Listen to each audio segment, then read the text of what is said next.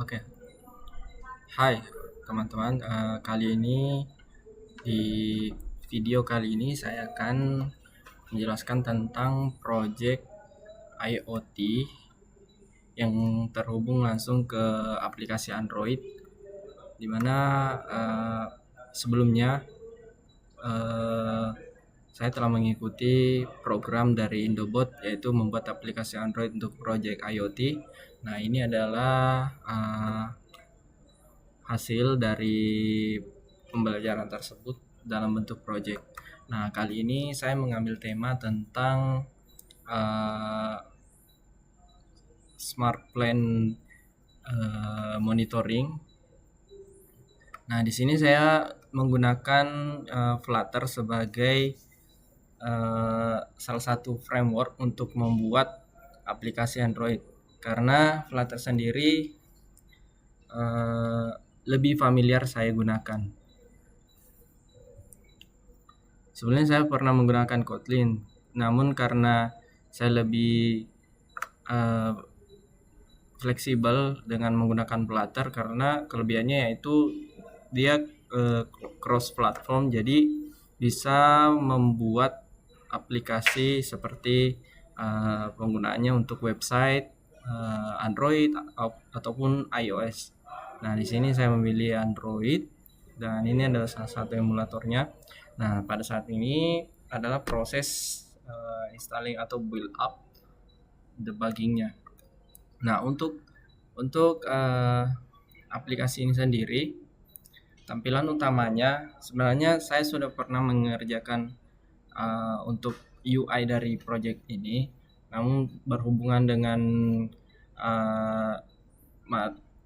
tema dari pembelajaran sebelumnya.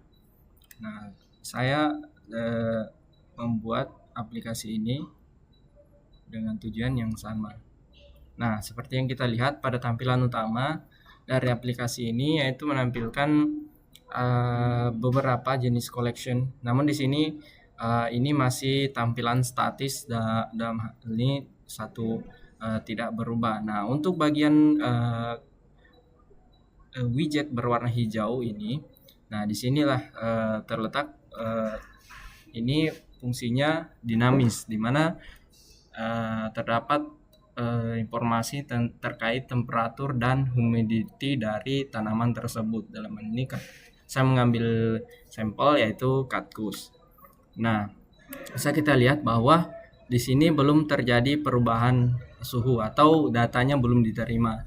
Nah, untuk itu mari kita lihat untuk menjalankan ESP32 dengan sensor DHT22. Nah, di sini juga saya menambahkan satu relay sebagai fungsi untuk menjalankan pompa apabila terjadi perubahan kondisi suhu ataupun kelembapan. Nah, di sini saya menggunakan MQTT sebagai perantara untuk mengirimkan data sensor antara aplikasi dengan ESP32. Nah, bisa kita lihat bahwa kondisi saat ini temperatur di ESP32 itu 26,3 derajat Celcius dan humidity di 41,5%.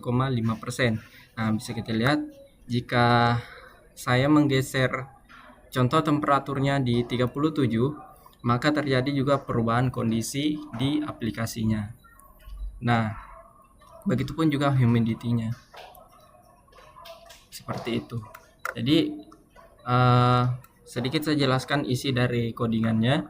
Nah, jadi di sini menggunakan broker testmosquito.org dengan sensor topiknya yaitu di plan/Cactus/sensor.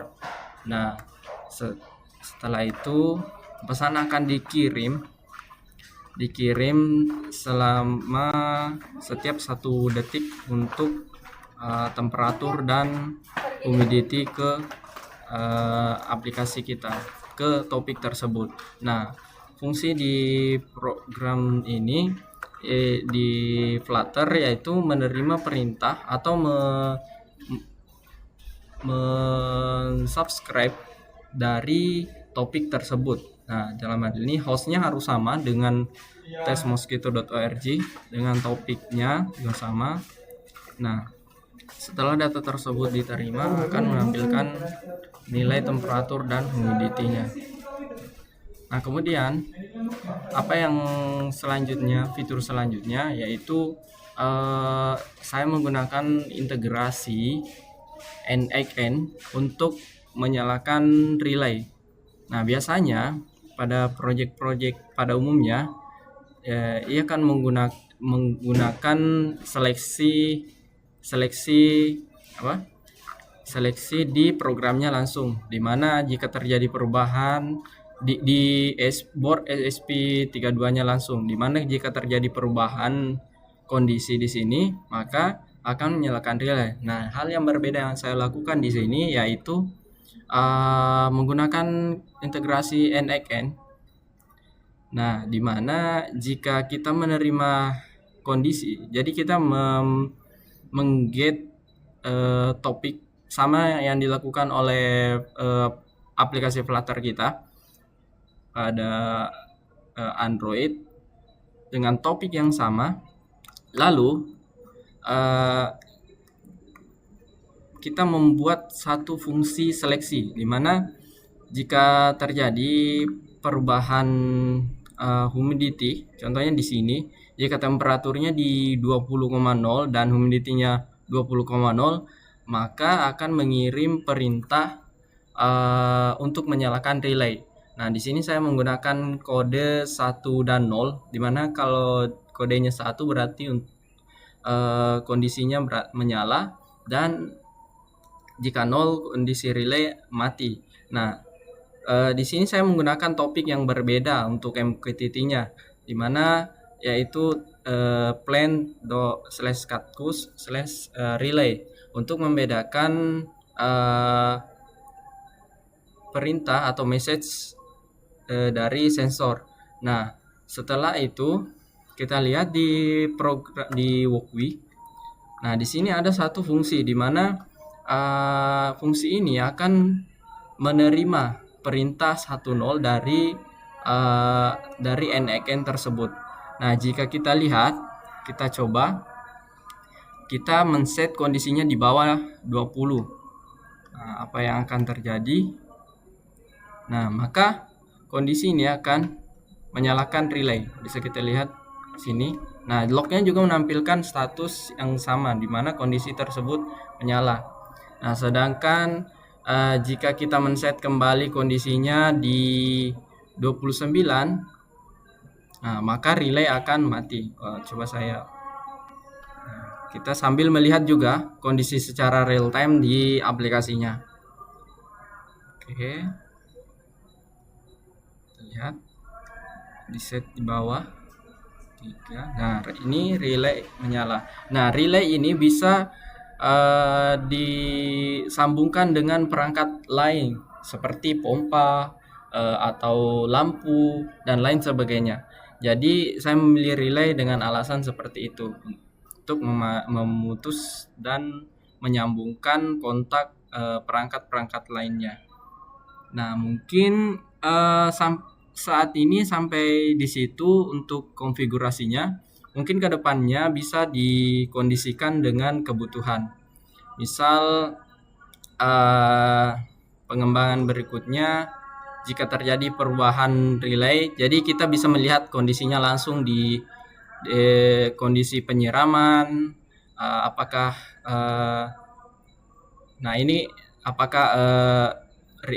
pompa sedang menyala atau mati. Nah, itu seperti itu. Nah, untuk selanjutnya di sini, karena ini masih menggunakan simulator ESP32, jadi untuk penggunaannya di lingkungan nyata mungkin kondisinya tidak akan secara drastis untuk berubah-ubah seperti ini. Jadi ini hanya untuk menguji apakah sistem kita berjalan dengan baik.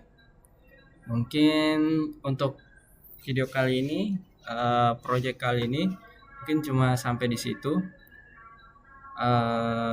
Presentasi project saya. Sampai jumpa di next video.